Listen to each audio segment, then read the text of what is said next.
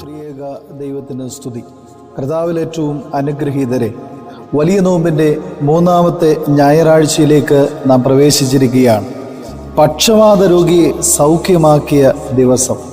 യേശുതമ്പുരാൻ പക്ഷവാത രോഗിയെ സൗഖ്യമാക്കിയ അനുഭവമാണ് ഈ ദിവസം നമുക്ക് ചിന്തിക്കുവാനായിട്ട് ഉള്ളത്. നാം ഇവിടെ കാണുന്നത് വിശുദ്ധ മർക്കോസിന്റെ സുവിശേഷം 2-ാം അധ്യായം 1 മുതൽ 12 വരെയുള്ള വേദഭാഗങ്ങളാണ് ധ്യാന വിഷയം.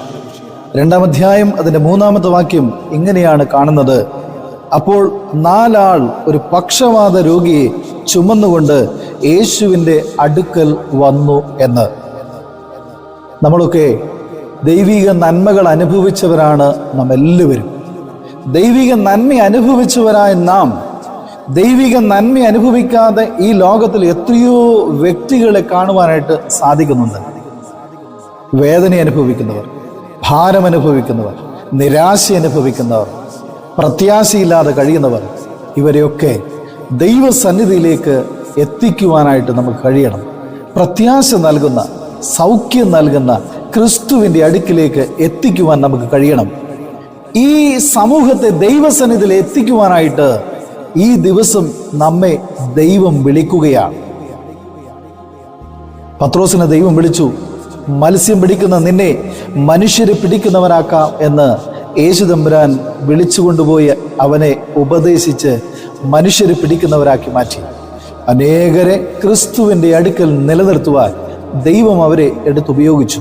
ഈ നാളുകളിൽ ക്രിസ്തുവിൻ്റെ സ്നേഹം അറിയാതെ ക്രിസ്തുവിൻ്റെ സ്നേഹത്തിനെതിരെ നിൽക്കുന്നവരെ ക്രിസ്തുവിൻ്റെ സ്നേഹത്തിലേക്ക് അടുപ്പിക്കുവാൻ ദൈവം നമ്മെ വിളിക്കുകയാണ്.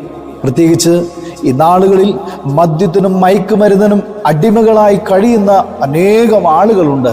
നമ്മുടെ സഭയിലും നമ്മുടെ കുടുംബങ്ങളിലും നമ്മുടെ ഇടവകയിലുമൊക്കെ ഒത്തിരി പേർ ദൈവിക സമാധാനമില്ലാതെ സമാധാനം അനുഭവിക്കുവാനായി മദ്യത്തിനും മയക്കുമരുന്നിനുമൊക്കെ ഈ ലോകത്തിൻ്റെ ചിന്തകൾക്കും ഈ ലോകത്തിൻ്റെ പ്രവർത്തനങ്ങൾക്കും അടിമകളായി പോകുന്ന ഓരോ മനുഷ്യനെയും ദൈവത്തിൻ്റെ സ്നേഹത്തിലേക്ക് അടുപ്പിക്കുവാൻ, ദൈവത്തിൻ്റെ കരുതലിലേക്ക് അടുപ്പിക്കുവാൻ ദൈവം നമ്മെ വിളിക്കുകയാണ്.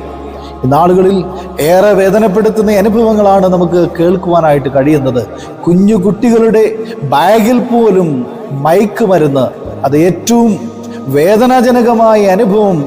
മണമില്ല, നമുക്ക് കണ്ടാൽ തിരിച്ചറിയാൻ പറ്റുകയില്ല. അത് കണ്ടാൽ പോലും തിരിച്ചറിയാത്ത അനുഭവത്തിൽ, അത് ആസ്വദിക്കുന്നവർ അനുഭവിക്കുന്നവരെ തിരിച്ചറിയാൻ പറ്റാത്ത ഒരു അനുഭവത്തിലാണ് ഇന്നുള്ളത്.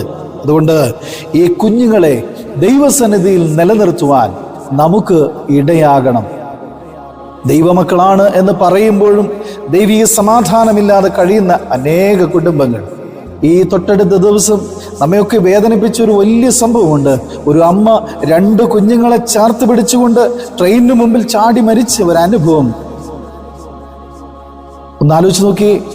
ജീവിതത്തിൽ നിരാശപ്പെട്ട് ഒരു ദിവസം പോലും മുന്നോട്ട് പോകുവാൻ കഴിയാതെ ജീവിതം അവസാനിപ്പിക്കുന്ന എത്രയോ പേർ, ഒന്നല്ല എത്രയോ പേരെയാണ് നമുക്കിവിടെ കാണുവാനായിട്ട് കഴിയുന്നത്.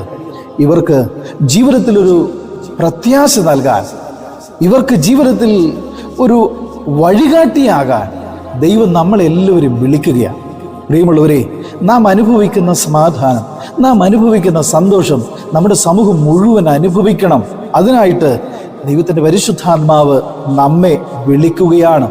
ദൈവസ്നേഹത്തിലേക്ക് സമൂഹത്തെ മുഴുവൻ ചേർത്തടുപ്പിക്കുവാൻ ഈ നാളുകളിൽ ദൈവത്തിൻ്റെ പരിശുദ്ധാത്മാവ് നമ്മെ വിളിക്കുന്നു. ആ ഒരു അനുഭവത്തിന് ദൈവത്തിൻ്റെ പരിശുദ്ധാത്മാവ് നമ്മളെ സഹായിക്കട്ടെ, ശക്തീകരിക്കട്ടെ, നമ്മെ ബലപ്പെടുത്തട്ടെ എന്ന് പ്രാർത്ഥിച്ചുകൊണ്ട് ഞാൻ എൻ്റെ വാക്കുകളെ ചുരുക്കുന്നു. ദൈവം നമ്മെ അനുഗ്രഹിക്കട്ടെ.